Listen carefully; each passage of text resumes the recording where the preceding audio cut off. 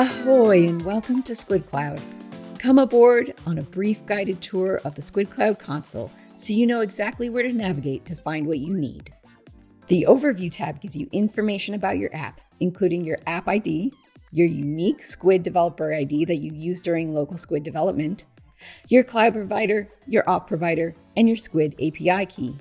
The Overview page also has a Backend project section with buttons that display Squid CLI commands for creating a new Squid backend, creating a .env file, viewing your environment variables, and deploying your Squid backend. You'll spend some time in this section when you first start building a new Squid project. And of course, at the very bottom, you have the danger zone where you can delete an app. Scrolling back to the top, you can see that we are viewing the dev environment for this app. You can toggle to the prod environment using this dropdown.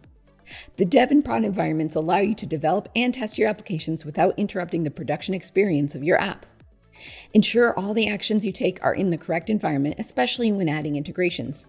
For more information on environments, check out the environment section of the documentation. Next to the environment dropdown, you have the app dropdown where you can select from your apps or create a new one. As an alternative to the button in the Apps dropdown, you also have this Create Application button for creating new Squid apps. Under the Integrations tab, you can view and edit current integrations.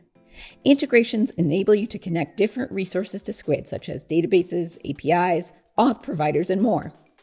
Every new Squid app comes with integrations for a built-in database, built-in messaging queue, and built-in storage bucket. Like any integration you add, these built-in integrations are separate for your dev and prod environments so you can build and test without impacting live in-production data. Clicking Available Integrations, you see a full list of integrations. When you click Add Integration, you can see the steps you need to take to integrate with that data source or product.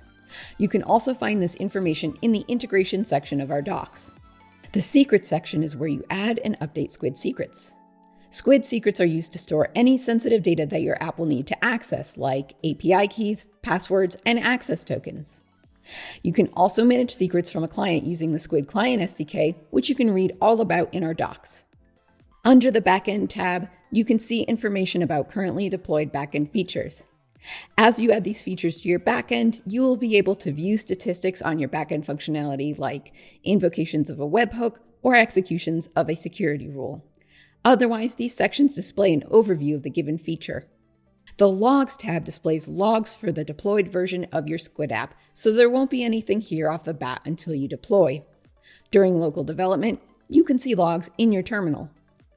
The Organization tab gives information about the organization. This is where you can add members to your org to collaborate on applications and where you can find your billing information. And that's it. Now that you've had a quick tour of the features of the Squid Cloud Console, you're ready to create some new Squid apps and add integrations. Check out our quick start or our tutorials for some great ways to get started.